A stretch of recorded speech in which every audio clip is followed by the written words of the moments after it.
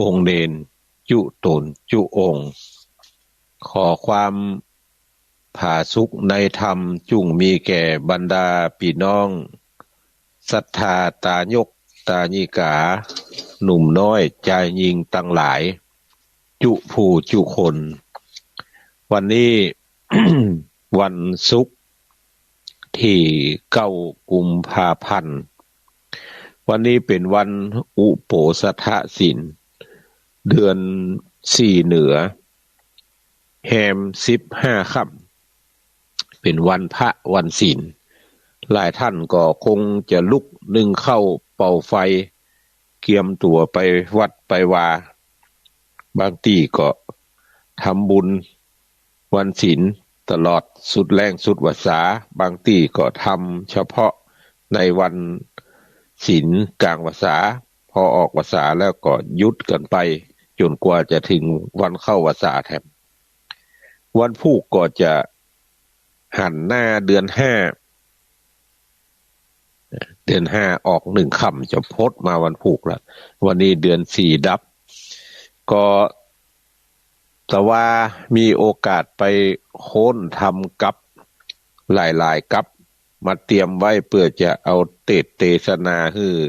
ท่านทั้งหลายได้ยินได้ฟังทางสถานีวิทยุก็เอะใจเรื่องมัทธกุณฑลี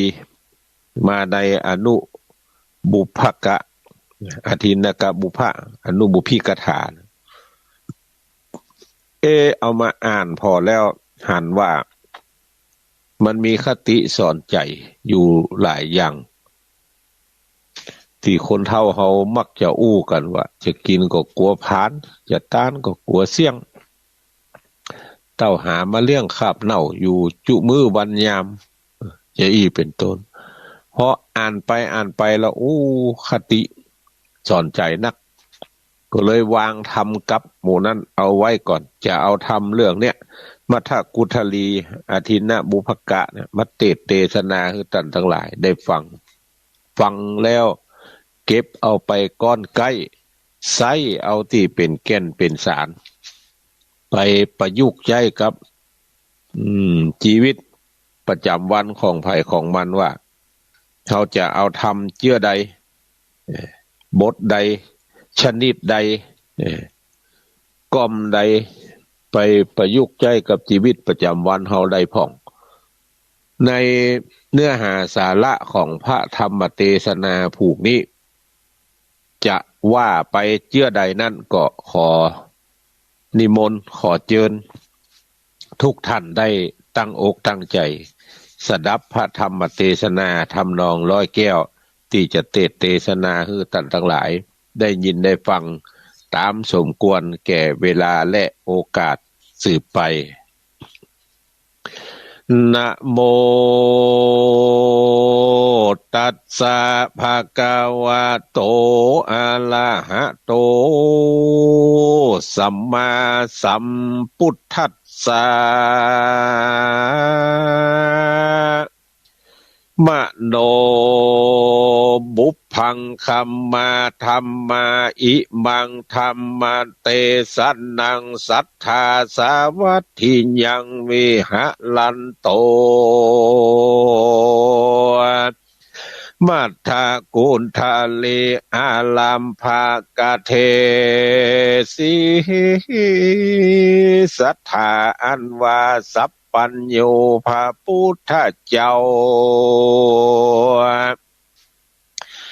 วิหะลันโตพงสำลานย่างอยู่สาวัตถิยังในเมืองสาวัตถีอาลัมพระก่อปาลบซึ่งมัทธกุณฑลียังมันทากุณฑลีกะเทสิก็จิ้งได้สำแดงไว้อิมังธรรมเตสันนังยังธรรมเตสนาอันนี้ว่า มโนบุพพังคัมมาดังนี้เป็นเก้าขอหนุ่มเท่าหญิงใจ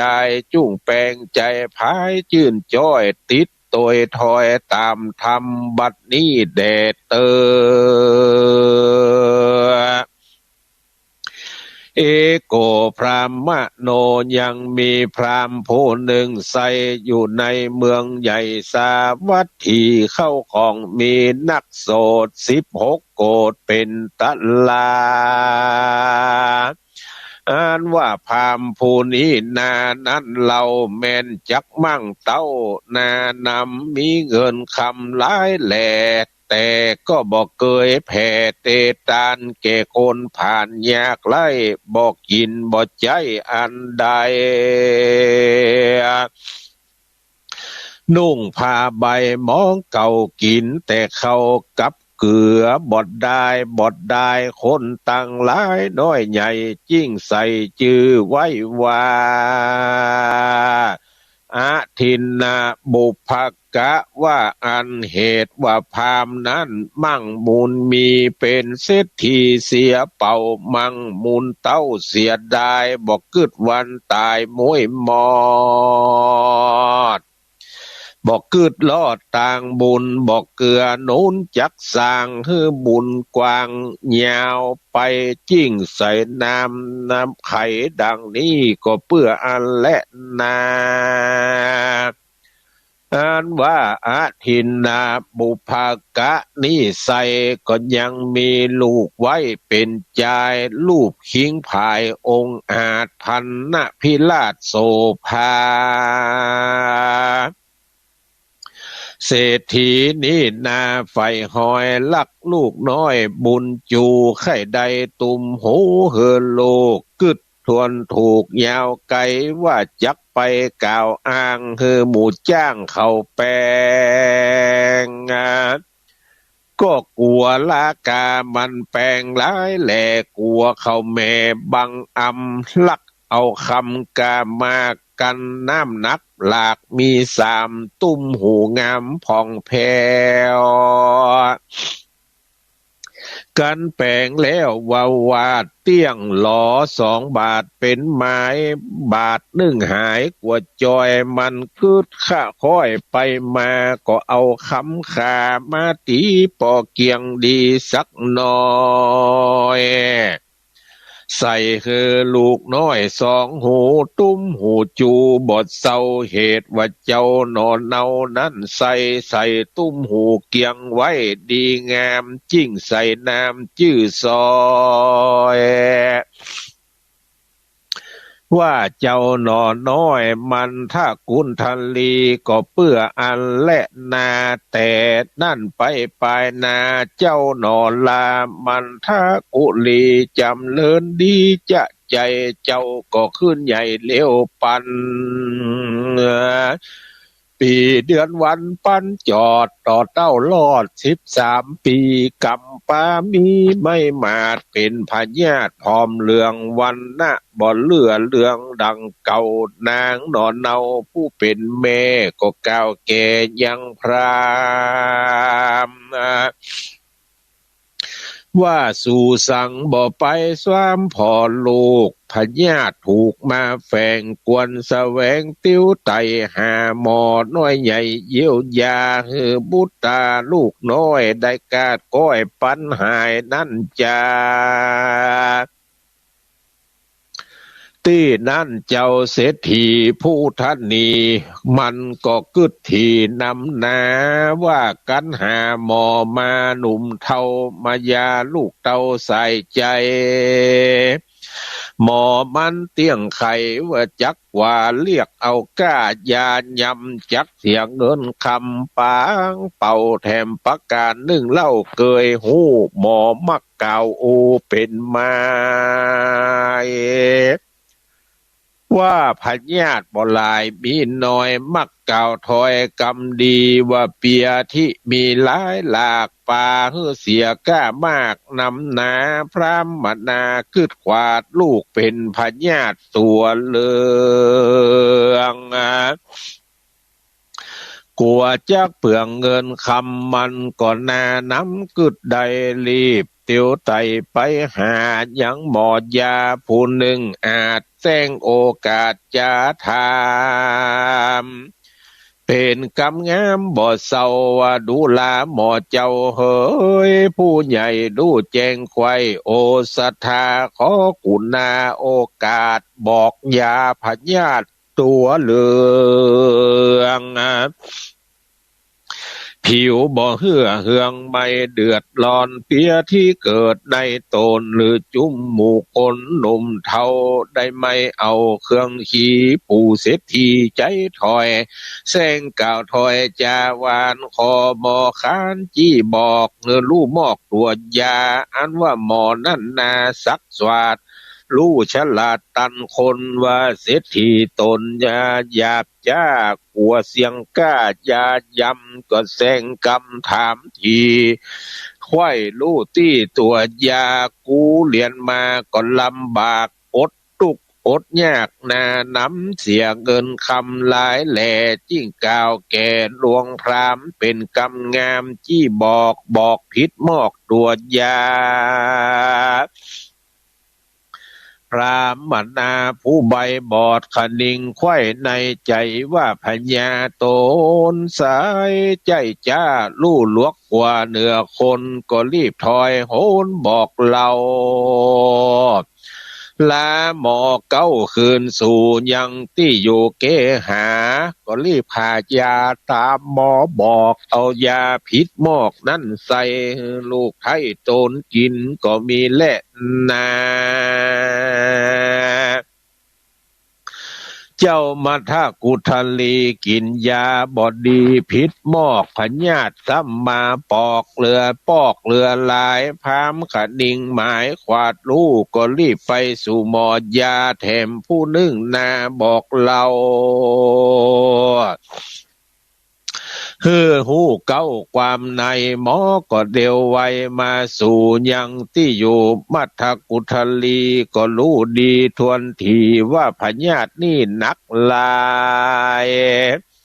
จักเถิงตายบอกขาดแม่นเต้าลาดอินตาจักมายานั้นใส่ก็บ่หายได้ดีหลีก็จิ้งไขวาตีเก่าโอพามลูกขี่ยากันว่าใครจ้ากล่าวแล้วก็รีบกากาดแก้วบอดจ้าสปายทุงกว่านี้ไปก็มีฮั่นแหละนา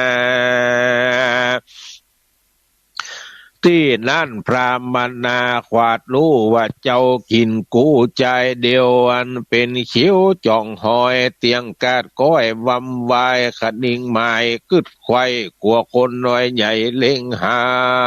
นเข้าของมันมวนหมู่อันมีอยู่เกหาจิ้งบุตตาหนอไทยมันนอนไว้ปลายนอกที่ข้างขอกจานเรือนก็มีแหละนา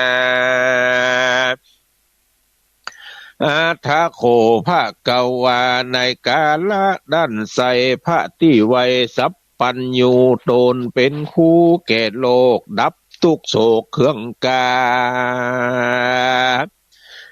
ยามมาลอยตีดาเสียงขอดพระกดตอดมักกะยานดูสงสารโลกไตดังมีวิเศษโป้นจากเหตุบายและนากันว่ารายตีแจงจอดพระตนแก้วยอดทะลุงยานก็ปาปะริวานมวลหมู่บินที่บาทอยู่ตามลายได้พันภายเตียวไตไปถึงเวียงใหญ่ปุลีไปลอดบ้านเศรษฐีที่หานพระเจื้องจันศรัทธารู้ว่าเจ้าบุญหนานอนเนาเบ็นหน้าเข้าไปในจักเงี่ยสันใดนั้นใส่เฮือเจ้าหนอไทยเลงหานพระจอมธรรมโตนวิเศษลู่แจงเจตดีลีจิ้งเป่งรัศมีใส่ส่องเข้าสู่จ้องเลือนพรามรัศมีงามต้องตอดส่องไปหลอดตันตาเจ้าบุญนามัทกุทลีปีติมีบทเศร้าไว้พระพุทธเจ้าศรัทธา พิจารณาดูเหตุรู้แจ้งเจตในใจว่าเรานี้อาสลัยมาเกิดกับปอผู้ไม่เดือดกาดดีเข้าของมีหลายหลากเรานี่ลำบากปุ่นนี้ปล่อยท่านีนำนาจักหาหมอมาพอคอยก็กลัวเขาของกาดก้อยวำวายอันคนยิงใจโลกไตกรรมมีไว้ไผ่มันจักมาตันตอบสายฮือได้หลายและได้ดีเตียงตายนีจุโพบ่เว้นกู้ตัวตนเราได้ทาลนไม่มาดบ่มีโอกาสฟังธรรมจักเหิดตานนำบ่ได้แล้วกวนกระตำใจผ่องเพียวยินดีมัทกุทลีนอนเนาก็เกิดเถิงกุลพระพุทธเจ้าศรัทธาพระพุทธากวาดรู้ว่าเจ้ากินกูมีใจศรัทธาใส่จมเจือนปีติตื่นยินดีพระก็จิ้งหนีบ่ายนาไปสู่ป่าเจตวันนะอารามส่วนลูกพราหมณ์นั้นเล่ากันพระพุทธเจ้าหนีไปก็เสี่ยงใจกราภาคตายละจากเมืองคนได้เอาตนไปเกิดเป็นเทวบุตรเลิศเมืองสวรรค์ดังลับฝันแล้วตื่นก็มีแลนาโสพรามโนวันว่าพรามนั้นเล่ากันว่าลูกเต่ามันตายทุกโศกหลายเอาไม่ร้องล่ำให้คืนวันแล้วก็เอาลูกมันนอนลาไปฝังที่พระเจ้าดงนาส่วนเทวบุตรน้อยนาฏอยู่ภาษาทเมืองบนหูว่าป้อตนโศกาอยู่ปาจาจุวันขดิงหันขวาดลูกก็ลงมาสู่เมืองโคละถ้าแหลงโต้นดังเก่าเหมือนดังเจ้ามาถ้ากุทลีแล้วก็แซงโศกีร้องให้บอกไก่ปิตาส่วนพรามนานั่นเล่าหันเตว่าบุตรเจ้าบุญมีเหมือนมัทกุทลีลูกน้อยก็จิ้งไปกล่าวถอยจาทามว่าดูลาเจ้าโตนงามนอนเนาสั่งเหมือนลูกเต้าเหล่าลาเจ้าโศกาล่ำร้องตุกโศกตองเครื่องขี่ประสงค์มีไข่ใดหรือมักไฟสั่งจาเตวบุตตาโตนวิเศษก็บอกเหตุกรรมงามว่าดูกะลาพรามผู้เฒ่าอันว่าลดขาดนี้เล่านาน้ำเป็นลดคำจืนจ้อยล่อกาดก้อยหายดีหาตัวดงลีป่าไม้กันบอดใดดังไม้ข้าเตี้ยงตายม้อยมอดอยู่บ่รอดยาวไปและนาที่นั่นพรามก็จะถามถอยว่าล่อเจ้ายอดซอยบุญนาแปลงด้วยคำมุกมาดเกี่ยวก็อาจสั่งจาจักแสวงหาฮือใดสมดังไฟกิตตนาเตวบุตตานอดเนาขันดิงเล่าในโตนว่าแย้มเล่าอยู่เมืองโคนก่อนใกล้จักยาลูกไทยน้อยยังที่ถอยเป็นไม้กันลูกตายพรากนาหันเล่ากว่าหน้านำแสงจักแป่งล่อคำตั้งกูเล่าจักขู่คมแป้เฮือใดแก่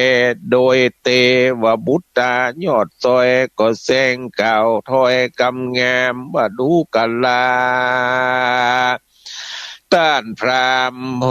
ฮ้ยพ่อเจ้าอันว่าเรานี้เล่าอยากใดพัดติดพระจันทร์ไว้ตั้งกูมาแปลงล่ออยู่หันใส ฮือผากดไก่โลกลาเหตุว่าลดคานานำเป็นลดคำจืนจ้อย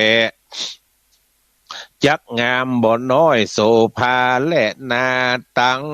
สู้ตัวพรามได้ยินกำจาโอกาสก็ไม่มาดเครื่องขี่โตดตนมีนักโสดบ่หันโตดในตนโตดของคนผู้อื่นเต้าว่าหันตั้ง80,000เป็นปันจิ้งไข่ปันบ่จ้าดาเจ้านอลาเตวมุตตาว่าเจ้าสั่งปาลาแง่วใบโคนโลกไทยเตียวดินบอกเคยได้ยินมาก่อนจักจี้บ่อนไข่ใดพระติดพระจันทร์ไว้เป็นไม้เกิดเลี้ยวตายลายจาดก่อนยังบ่อาจได้มาแหละนาเจ้าเฮย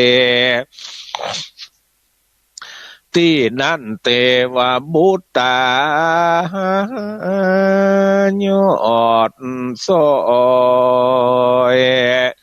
จักกล่าวถ้อยสอนพามจิ้งไข่กำงามบอกเราว่าดูลาพรามเทาปาลาอันว่าพระสุริยาดวงกราพระจันทร์อยู่ฟ้าปลายบนเตียวเวียนบน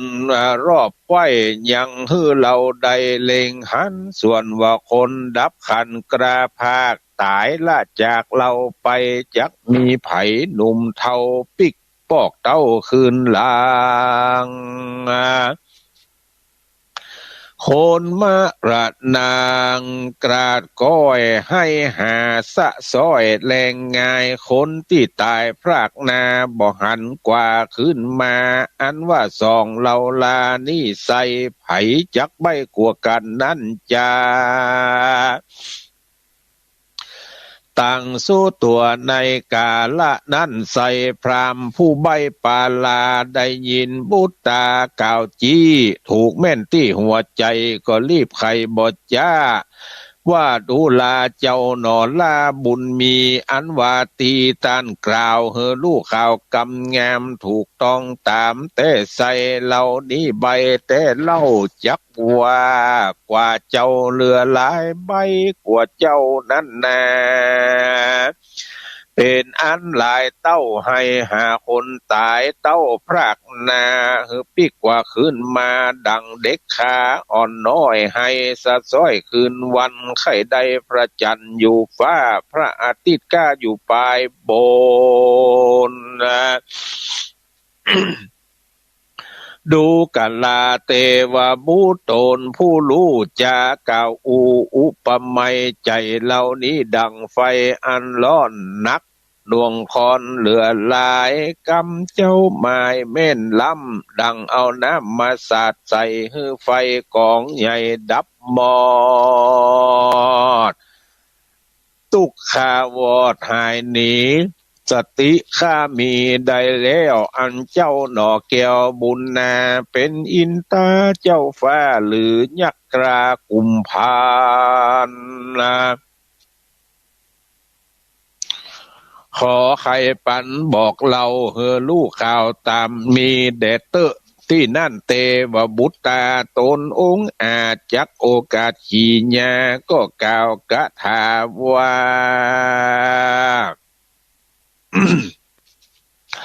นิมายัญจะพุทธังพรามนังดังนี้ว่าดูลาพรามเจ้าอันลูกเต่าตายไปฝังอยู่ในป่าจ้าตานตุกกาโศกาเขาผู้นั้นนากล่าวจี้คือตนคานี่นานำบุญจักนำไปเกิดที่ผาเสดเมืองสวรรค์และนาที่นั่นอาทินนะบุพกะพรามจักจะทำโอกาสก็ไขบทบาทกาถาว่าอัปปังปุญญังกุศลังดังนี้อันว่าบุญมากน้อยบ่หันเจ้าไฟห้อยก็ตาม บุญนานำสั่งจาจิ้งนำปาหนองน้าวไปเกิดด่านดาวเมืองบนเตวบุตรโตนองค์อาจก็ใครโอกาสกำงามจ๋าบอกพรามกล่าวจี้ว่าเมื่อคานี้ไม่มาดเจ็บป่วยไข้เครื่องกานอนอยู่เกหานั้นเล่าได้หันพระพุทธเจ้าโตนวิเศษบ่มีกิเลสอันใดจิตข้าก็มาสายจื่นจ้อยกันกาดก้อยบำวายบุญลามลายผาเสดนำไปเกิดเมืองบนและนาป้อเฮยตัดสะบิงคันเนในขณะนั้นกันว่าเจ้าหนอเนาเตวบุตตาบอกบุญญาหลายแหล่จาก่าวแผ่ปันพรามพรามก็มีใจงามหลายหลากจ๋าออกปากกาไข่กามนะ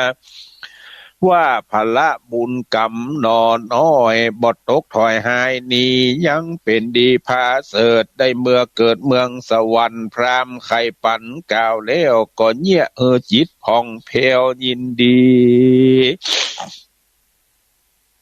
ใครว่าตีกล่าวถอยต่อว่าขอจิตข้าก่อไปลอดถึงผักเกียวยอดดวงใสรัตนไตรเกี่ยวเจ้าบัดนี้เล่าปลายนาแดดที่นั่นเตวาบุตตาน้อยนาจักโอกาสสอนพรามก็จากำงามบทเศร้าว่าขอพ่อเจ้าช่วยบานสมทานสินหาพ่อบทาโศกา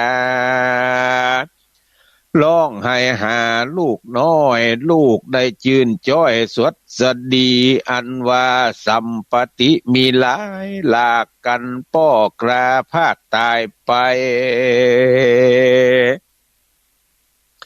เข้าของอันใดน้อยใหญ่เอาไปตัวบทใดสักอันคนดับขันกราภาคลาละจากเมื่อมอนจักได้ก่อนหรือได้หาบยังบุญและบาปตัวไปกระทำกรรมใดน้อยมากกรรมบ่พรากหายหนีกระทำดีนั่นใส่จักป่าฮือได้เจยบานกระทำบาปหานหยาบไล่บาปตอบสายตัวตันตุกป่าหวันจองหอยได้ต่ำก้อยเครื่องกาสัมปติป้อมีนามั่งเต้าจุ่งไปเฝ้าพระทะลงญาณฮือได้ตานเขาน้ำรักษาศีลพร่ำภาวนาอย่าได้ลาสาประมาทละเว้นขาดฟังธรรมกันไข่กรรมกล่าวแล้วเจ้าหนอแก้วบุตตาก็ไกลกราลาพรากหนีไปจากบทจ้าไปสู่จันฟ้าเมืองบนก็มีหันแหละนาที่นั่นอาทินนาบุพกะพรามมีใจงามชื่นจ้อยบอกนางยอดซอยเมียโตนว่าจักนิมนต์พระพุทธเจ้ามาฉันเข้าเดือนเราจุ่งปินเตาใจกว้างโตกแต่งหางของตานกันพรามไข่คานกล่าวแล้วก็ไปสู่ที่พระตนเกียวศรัทธายอมือไหว้สากมเกลาจะบอกเล่าตามลายพระบุญภายยอดซอยลู่เรื่องถอยกำพรามพรามก็มีใจงามบ่เศร้าลาพระพุทธเจ้าคืนสู่ยังที่อยู่แห่งตนก็มีหันและนาปุณณติวาเสกันว่าวันโลนลุงจ้าพระพุทธเจ้าตนทะลงญาณพร้อมกับโดยปฏิวานมวลหมู่ปินติบาตอยู่บ้านพรามพรามก็มีใจงามสะอาดถวายเขาปินติบาตและอาหารพระตะลงญาณพุทธเจ้ากันว่าฉันเข้าอิ่มแล้วใจพราม ก็ผ่องแผ้วยินดีคนตั้งหลายมีมวลหมู่อันมาจุ่มนุมอยู่นาน้ำขาต่างไข่กำตานเล่าว่าเศรษฐีนี่เล่าขี้เหนียวเข้าสารเม็ดเดียวน้อยน้อยบอกเคยไฟหอยปันไผบัดนี้สั่งมีใจบ่เศร้าหือตานมากเต้านำนาและนาตี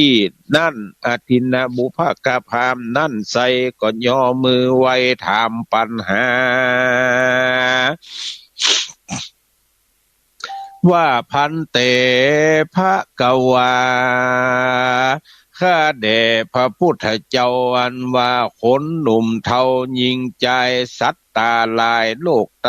บุญสร้างไว้อันใดเต้ามีใจเลื่อมใสคำเจ้ากึดถึงพระพุทธเจ้าศรัทธากันเขามรณากราภาคตายละจากเมืองคนสั่งได้เอาตนไปเกิดยันฟ้าเลิศเกษมสีจักว่ามีแต่เล่าหรือว่าเขาจ๋าเล่ากันบอดได้นั้นจ้าพระสัทธาเจื่องเงาซ้ำมีข้อต้านเล่าจะถามยังพรามหมู่ปอดจ้าว่าเจ้าหนอล่าบุญมีมัทกุณฑลีลูกไทยก็กล่าวไว้ไข่ปันกลางดงตันปัจจ้าฮือหันนาได้รู้ว่าที่ไปเกิดอยู่เมืองบนก็ย้อนว่าตนใจมันบ่ไหววันไปมามีศรัทธาเจือแล้วต่อพระตนแก้วมุนีดูกัลลาอาทินนะบุพกะเศรษฐี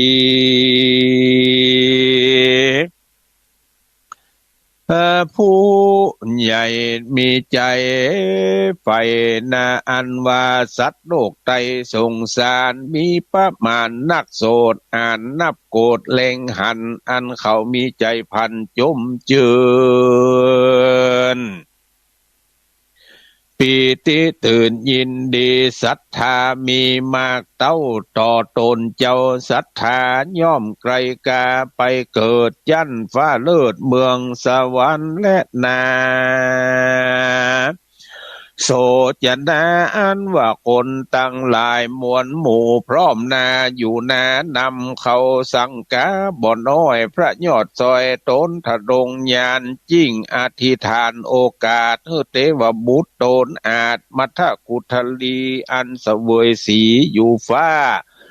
ลงมาสู่โลกลาโลกาฮือมนุษย์สาหลายแหล่ได้หายแก่สงสัยเข้าไก่จากบาปได้มาหาบต่างบุญนะอันจักหนุนไปนาบ่ต่ำจ้า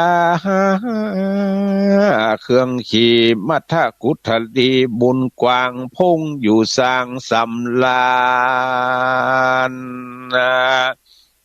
ในวิมานเนิดแล้วพระตนแก้วก็เรียกหาก็ผัดดับกาญาเกลาเกตโดยเครื่องติบเตดยังคานจากวิมา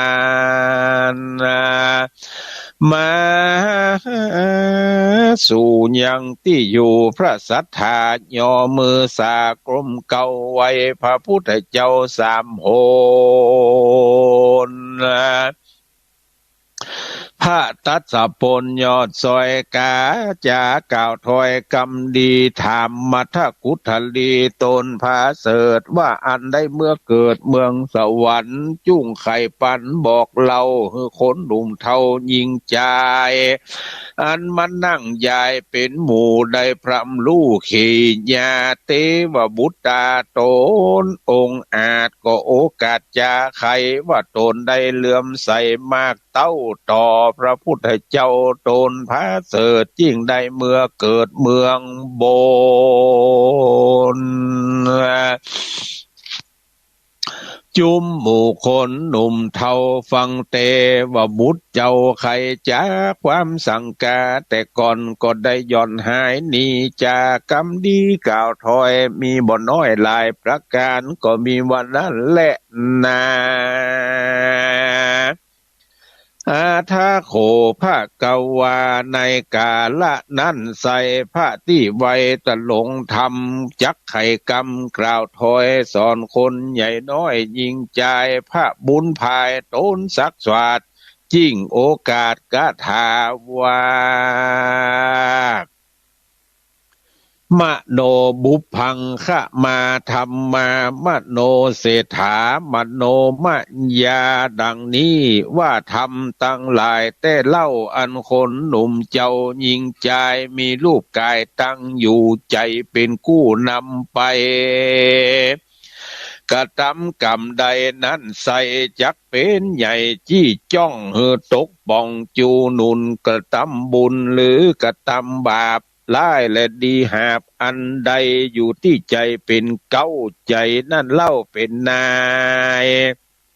ส่วนว่ารูปกายนั่นใส่เป็นคาใจดีหลีจักให้ดีนั่นโสดเป็นทุกโทษนานำอยู่ที่กรรมเป็นเก้ากรรมคือการกระทำนั่นเล่าจาใครมาจากใจเป็นเหตุนำไปสู่เขตสถานกระทำบุญตานมากน้อยโดยใจชื่นจ้อยยินดีพละบุญมีหลายแลบุญเกิดแก่ตัวตนเป็นมงคลผาเสดป่าเฮือเกิดตีคาหากกระทำบุญหนาน้อยใหญ่จิตบ่ไฟยินดีใจมองขีไม่เดือดบุญผาเสดมีน้อยน้อยพละบุญอาจกาดก้อยหนีหายพระบุญภายตนองค์อาจก็โอกาสไข่กรรมไข่ยังสัจจะทำตั้งสีจาก่าวจี้จุประการกันปริโยสารสุดยอดจบเสียงขอดขีญาเตวบุตตาหนุ่มเนาตั้งพรามเทาเศรษฐีก็ได้ถึงกองดีวิเศษมีพระเพศว่าโสตาปาฏิผลก็มีวันนั้นแหละนาเตสนาวสาเนในเมื่อแล้วธรรมเตสนาอันว่าคนตั้งหลายมวลหมู่อันฟังธรรมอยู่นำนาก็มีพระญานักโสดเป็นประโยชน์เรือหลายต่างก็มีใจภายจมยืนปีติตื่นยินดีก็มีวันนั้นแหละนานิธิตังขีญาอันเตเตสนายังทำดวงชื่อว่ามัทกุณฑลีอทินนะบุพกถานิธิตังก็บังโกมโสมเลสเดท่านพี่น้องศรัทธาพุทธบริษัททั้งหลายก็ได้ฟังพระธรรมเทศนาดวงชื่อว่ามัทพุทธลีหรืออาทินนะบุพกถาก็จบลงไปเป็นที่บัวละมวลในเนื้อหาสาระของพระธรรมเทศนาผูกเนี้ยก็ได้อู้กันถึงเรื่องเศรษฐีผู้ธนีเศรษฐีผู้ธนีโอ้เศรษฐีผู้ธนีเนี่ยลูกบ่สบายไปจะเอาหมอมายาก็กลัวหมออย่างก็กลัวหมอจะเอาก้ายาแปลงก็จึงได้ใช้อุบายไปถามหมอว่าคนเป็นเชื้อเนี่ยจักยาจะได้หมอก็ฮู้โดยความเป็นหมอโดยความเป็นหมอก็จึงบอกตัวยาพิษให้กับหมอไปให้กับพราหมณ์ไปโอ้พราหมณ์ก็หวังว่าหมอบอกตัวยาถูกละแล้วตัวเก่านี่ก็มีปืนห้องอย่างก็มีพญาปัญญาที่เฉียบแหลม ก็จึงไปจุหมอบอกตัวยามาได้ที่ใดได้หมอบอกตัวยาพิษนี่กับพามก็เอามาปรุงให้กับลูกของตนพอเอามาปรุงให้ลูกของตนแล้วก็ปรากฏว่าพยาธินักเข้าไปแถมพอพยาธินักเข้าไปก็ทำให้ลูกมีอาการทรุดลงพออาการทรุดลงแล้วทีนี้จะเอาลูกตัวเก่าไว้ในเฮือนก็กลัวคนอื่นมาหันใส่พอคนอื่นจะมาหันใส่นี่ก็จะหันเข้าของตัวเก่าอุ้มลูกตัวเก่ามาหาจานมานอนที่จานพระพุทธเจ้าหูโดยพญานก็เสด็จไปโปรดอย่าได้จะให้ลูกพามหันพอมันบินหน้าเข้าจอกเข้าฝาก็แผ่รัศมีรังสีถึง6ประการให้ลูกพามได้หันลูกพามก็หันแล้วก็ว่ายหน้ามาพอเป็นพระพุทธเจ้ามีจิตใจเลื่อมใสในพระพุทธเจ้าแล้วก็โอนจากทุกเสี่ยงอายุก็ได้ไปเกิดเป็นเทวบุตรตัวหนึ่งอยู่ในวิมานอันเนี้ยเป็นบุญอันแก่กล้าก็ลงมาโปรดป่อของตนครับลงมาโปรดป่อของตนฮือได้ดวงตาหันธรรมฉะนั้นก็จะหันได้ว่าการทำบุญเนี่ยที่เราทำกันอยู่ถึงวันเนี่ยมันบ่จำเป็นต้องเอาสตางค์ใส่ซองแล้วก็เอาไปตานหั่นตานนี่เอาไปแปลงหั่นแปลงนี่อย่างเดียว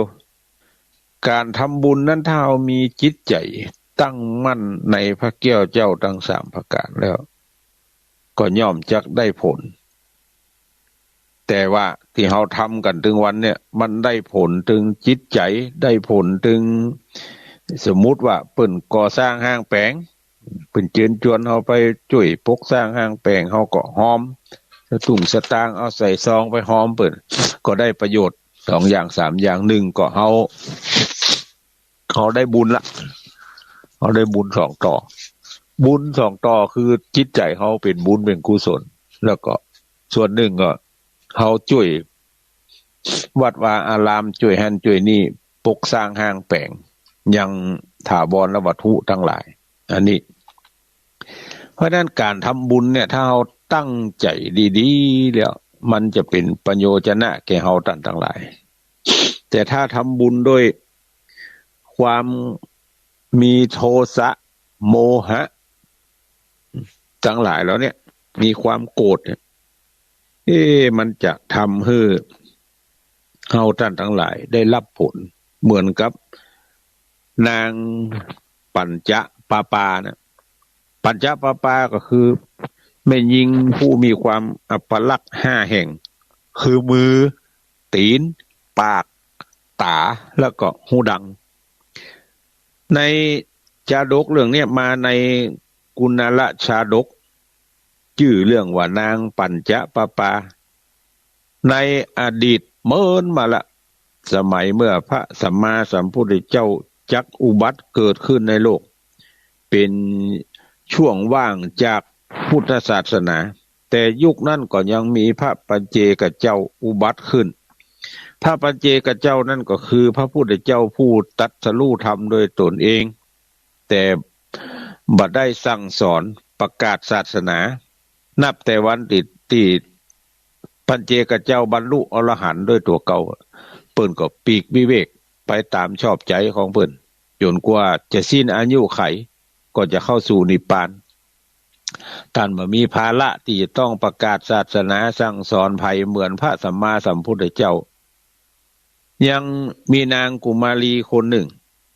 ก็กำลังขยำดินเหนียวจะเอาฉาบฝาเฮือนอยู่ขณะนั้นมีพระปัจเจกเจ้าองค์หนึ่งกุฏิของเปิ้นเนี่ยมีหูโหว่ก็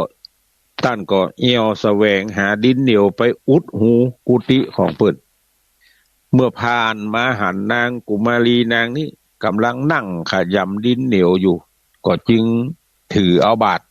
พระปัจเจกเจ้านะถือเอาบาตรแล้วก็เตียวไปหานางกุมารีนั่นเพื่อขอบิณฑบาตดินเหนียวใส่บาตรมาสักก้อนนางกุมารีหันดังอั้นก็โคตรกึดในใจว่าสมณะโมเนี่ยเอวขอเข้าขอแกงขอสะปะของเจ้าบ้านเจ้าเมืองขอกินแล้วยังมาปอตัวเฮานี่สู้อุตส่าห์ไปขนดินเหนียวหอบหิ้วมันนั่งขยำนั่งฟันอยู่เนี่ยกว่าจะได้มาได้ตีเนี่ยต้องขยำเอามือแทบงอตีนแทบงอสมณะคนเนี้ยมายืนเฝ้าจะขอดินที่เฮาขยำดีแล้วไปแถบอย่างเป็นคนที่บ่จ้างหาด้วยตัวเก่าคิดดังนั้นก็ค้อ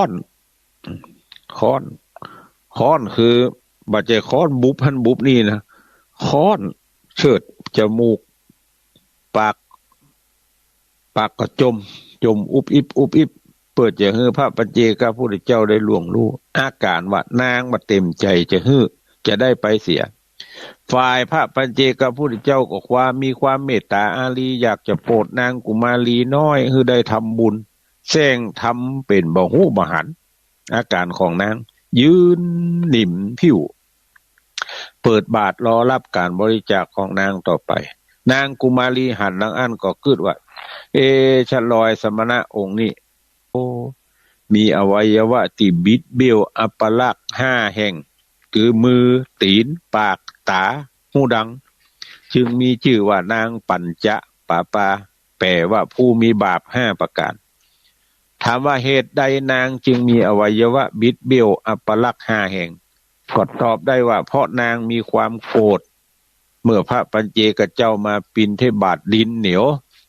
นางคิดว่าเราสู้อุตส่าห์ไปขนดินเหนียวมาขยำมาปั้นแทบมืองิกงอตีนงิกงอ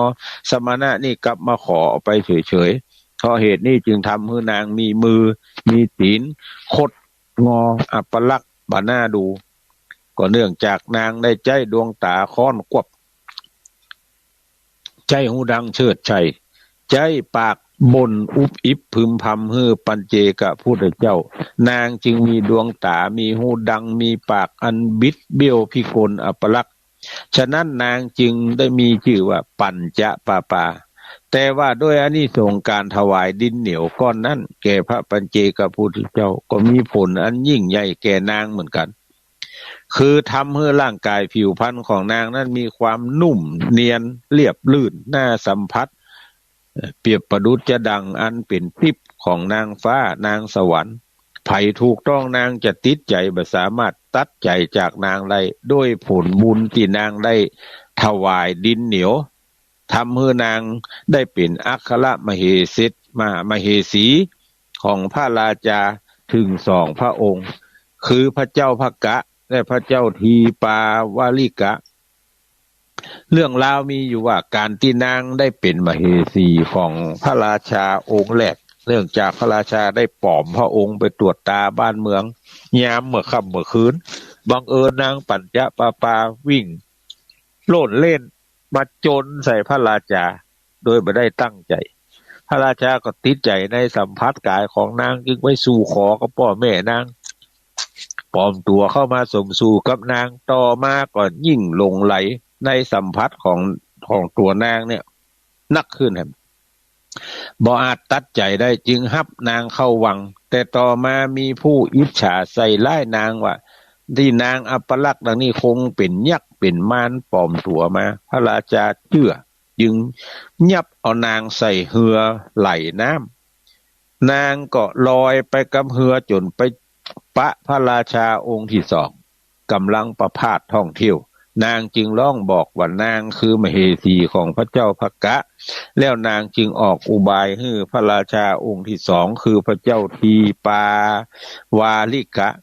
ชุดนางขึ้นจากเหือเมื่อมือสัมผัสมือพระเจ้าทีปาวาลิกะก็เกิดหลงไหลในสัมผัสของนางปานางไปแต่งตั้งอยู่ในอัครมเหสี ฝ่ายพระเจ้าพระเก้าหวนนึกคิดถึงนางปัญจปาปาจนมาเป็นอันกินอันนอนต่อมาได้ข่าวว่านางมาอยู่กินกับพระเจ้าทีปาวริกะจึงยกกองทัพมาหวังจะชิงนางคืนภายหลังได้ตกลงกันว่าจะแบ่งเวลาที่จักอยู่ร่วมกับนางปัญจปาปานั่นคือนางปัญจปาปาจะอยู่กับพระราชาองค์ที่หนึ่งช่วงหนึ่งแล้วจึงย้ายไปอยู่กับพระราชาองค์ที่สองแห่งช่วงหนึ่งเต้ากัน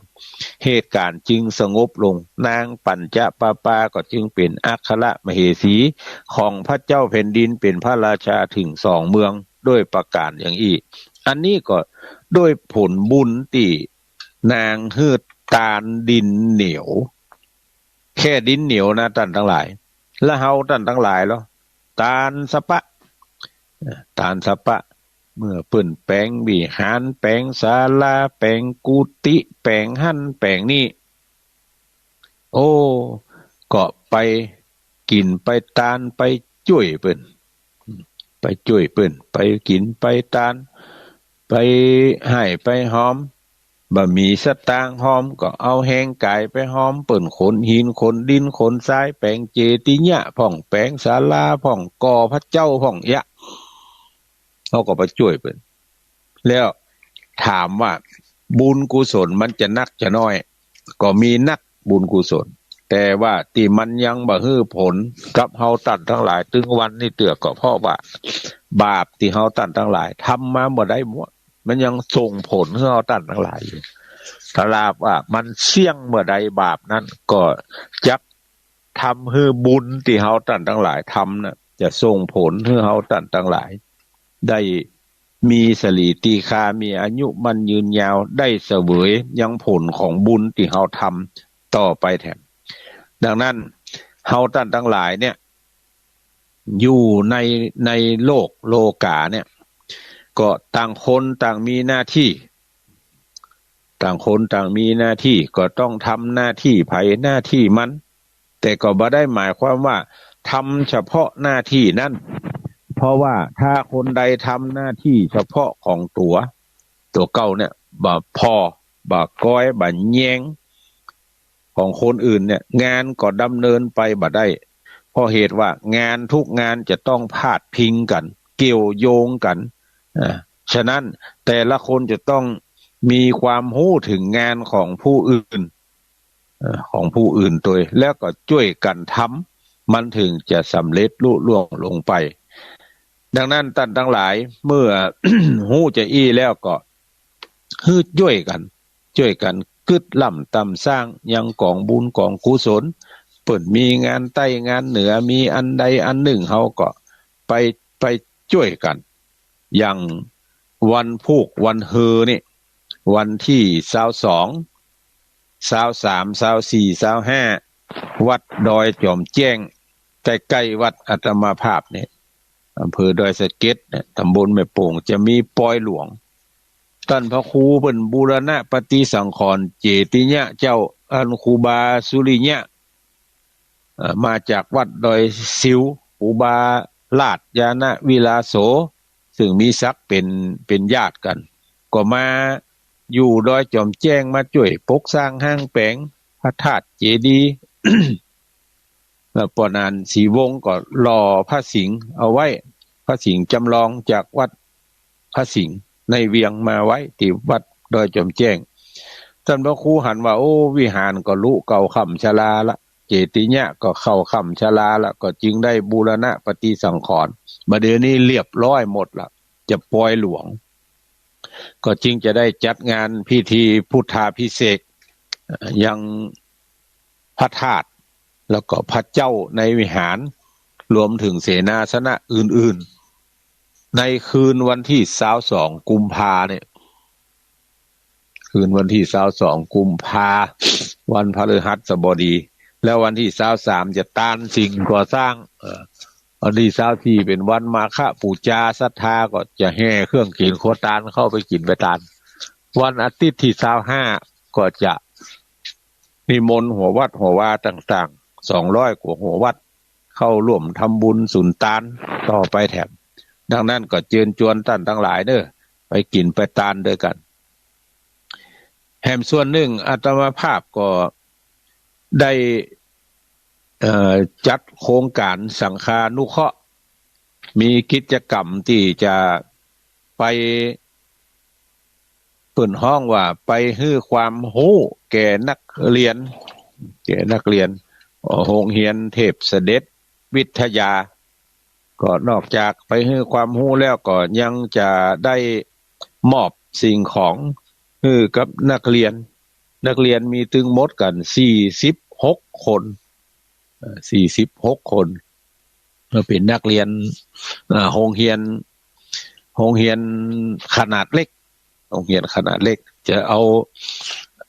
ข้าวสารจะเอาไข่ไก่จะเอามาม่าไปแจกนักเรียนคือได้กูคน46คนเนี่ยแล้วก็จะอบรมนักเรียนแจกรางวัลหางบัตรช่วงเจ้านี่จะแยกเป็น3ฐานป.1 ป.2 เหี่ยห้อง1ป.3 ป.4 เหี่ยห้อง1ป.5 ป.6 เหี่ยห้อง1แยกเป็น3ฐาน3ห้องแล้วก็จะเจิญทหารเจิญครูกศนเจิญหมอนิมนต์ตุเจ้าคือความรู้พัดเวียนเปลี่ยนกันไปครึ่งตอนกินข้าวตอนแล้วก็จะมารวมกันแล้วก็จะเอาตุเจ้าบรรยายธรรมแล้วก็จะแจกรางวัลหางบัตรก็ได้รับความเมตตาธรรมจากหลายฝ่ายอนุโมทนากับมิสเตอร์พีโอทานโอเคียราคารตั้งบ้านเฮือนอยู่ที่บ้านปางกำแพงหินเป็นเจ้าภาพอาหารกลางวันอยู่ 3,000 บาทอันดับ2มีนายพรหมพิพัฒน์เด็กชายภูริตพงษ์บุญเรืองแล้วก็นางสาวประกายลักษณ์วรัญชัยบ้านประป่าน500 บาทนางสาวชาลินีเชียงตาหรือครูนิ่มบ้านแม่ริม500 บาทนางทิติยาเมืองมูลครูป้อมอยู่จังหวัดเชียงราย500 บาทนางสาวสุพรรณิกาลิขิตตระกูลลุ่งครูฝ้ายอยู่บ้านนันตาราม500 บาทครูพิมพ์ใจปัญญาทองหรือว่าครูพิมพ์นี่อยู่ลำปางร่วมทำบุญมาแถม500 บาทแล้วก็ครู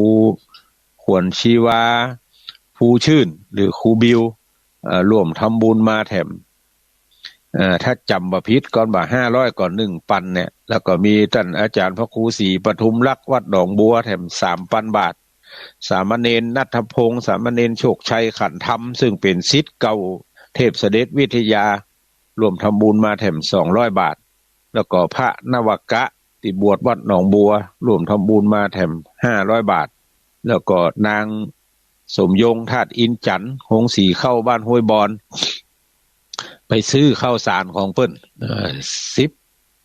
5 กระสอบใหญ่เพิ่นก็ทำบุญมาแถม633 บาทก็ขออนุโมทนาขอบคุณกับท่านทั้งหลายที่ได้ให้หอมปัจจัยให้หอมสิ่งของกันพระเจ้าพระสงฆ์ก็หลายรูปหลายองค์ที่เอากระติกน้ำแข็งพ่องกระติกกาต้มน้ำกระติกน้ำไฟฟ้าหม้อหุงข้าวของผ้านวมผ้าตวบผ้าห่มอันอย่างนี้พ่องเอามาออกรางวัลหางบัตรนอกจากนั้นก็ตั้งสำนักงานพัฒนาชุมชนอำเภอดอยสะเก็ดก็มอบหม้อหุงข้าวมาใบหนึ่งเพื่อจะเอาออกเป็นรางวัลหางบัตรพระเจ้าพระสงฆ์ก็หลายรูปหลายตนที่ให้หอมกันมาก็ขออนุโมทนาเนอวันนี้ได้ใจเวลาของทางสถานีมาครบถ้วนขบวนการ1 ชั่วโมงเต็มใครจะโทรมาก็โทรมาหลังไมค์เนอะหน้าไมค์นี่แบบเปิดสายเตือเพราะว่าใจเวลาของสถานีมาครบแล้วก็ขอนำรายการนี้จากท่านทั้งหลายไปก่อนจัตตาโลธรรมาวัฏันติอายุวันโนสุขังปะลา